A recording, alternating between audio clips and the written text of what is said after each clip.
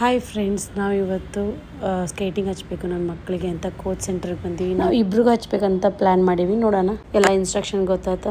ಹಂಗಾರೆ ಬರ್ರಿ ಮಹದೇವಪುರದಲ್ಲಿರೋಂಥ ಡೆಕತ್ಲನಿಗೆ ಹೋಗೋಣ. ಇಲ್ಲಿ ಭಾರಿ ಚಲೋ ಸಿಗ್ತಾವೆ, ಒಳ್ಳೆ ಕ್ವಾಲಿಟಿ. ಕಾಸ್ಟ್ಲಿ ಅಂತೀರಿ, ಹೆವಿ ಕಾಸ್ಟ್ಲಿ, ಬಟ್ ಏನು ಮಾಡೋಕ್ಕಾಗಲ್ಲ. ಹುಡುಗರಿಗೆ ಏನಾದರೂ ಒಂದು ಆ್ಯಕ್ಟಿವಿಟೀಸ್ ಬೇಕಲ್ಲ. ನನ್ನ ಮಗಳು ಸ್ಕೇಟಿಂಗ್ ಹಾಕ್ಕೊಂಡು ಅಲ್ಲೇ ಟ್ರೈ ಮಾಡೋಕತ್ಲು. ಏನು ಗೊತ್ತಾ, ಬಿಗ್ನರ್ಸ್ಗೆ ಬ್ಲೂ ಕಲರ್ ಸ್ಕೇಟಿಂಗೇ ತೊಗೋಬೇಕು. ನೆಕ್ಸ್ಟ್ ಪಿಂಕು ಸಮ್ ಕಲರ್ಸ್ ಹೇಳ್ತಾರೆ, ಅದನ್ನ ತೊಗೋಬೇಕು. ಇಲ್ಲಿ ಏನು ಪ್ರಾಬ್ಲಮ್ ಆಯ್ತಂದ್ರೆ ಧನುಷಿಗೆ ತೊಗೋಬೇಕಂತಾರೆ. ಧನುಷಿನ ಸೈಜ್ ಇರಲೇ ಇಲ್ಲ, ಫುಲ್ 0 ಸೈಜ ತನ್ವಿದು.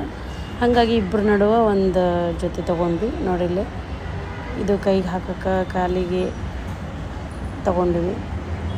ಆಮೇಲೆ ಒಂದು ಹೆಲ್ಮೆಟ್ಟು. ಏನು ಗೊತ್ತಾ, ಬಿಗ್ನರ್ಸ್ಗೆ ಅದು ಸ್ಕ್ರೂ ಹಾಕ್ತಾರೆ ವೀಲ್ಗೆ, ಅದನ್ನ ಹಾಕ್ಸೋಕ್ಕಂತ ವೇಟ್ ಮಾಡ್ತಾ ಇದ್ದೀವಿ.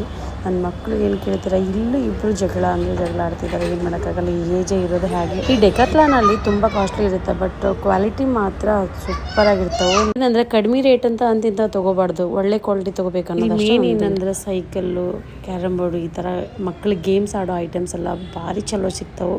ತುಂಬ ಒಳ್ಳೆ ಕ್ವಾಲಿಟಿ ಇರುತ್ತೆ. ನೋಡಿ, ನನ್ನ ಮಗಳು ಮನೆಗೆ ಬಂದು ಈ ಥರ ಟ್ರೈ ಮಾಡಿದ್ಲು. ಇನ್ನೂ ಆಕೆಗೆ ಯಾವ ಇನ್ಸ್ಟ್ರಕ್ಷನ್ ಕೊಡದೆ ತಾನು ಆ ಥರ ಟ್ರೈ ಮಾಡ್ಯಾಳ. ಇಷ್ಟ ಆಯ್ತು ಅಂದ್ಕೊಂಡಿನಿ. Thank you.